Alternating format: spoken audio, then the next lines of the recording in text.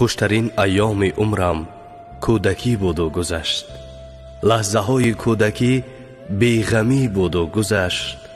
بازی های زندگی هرگاه دلگیرم کند. بازی های کودکی یک دلخوشی بود و گذشت. هیچگاه آگاه نبودم از غم دور و زمان. دور کودکی و بچگی بود و گذشت. خنده های من کنون آلوده درد و غمند. خنده های کودکی از بیغشی بود و گذشت.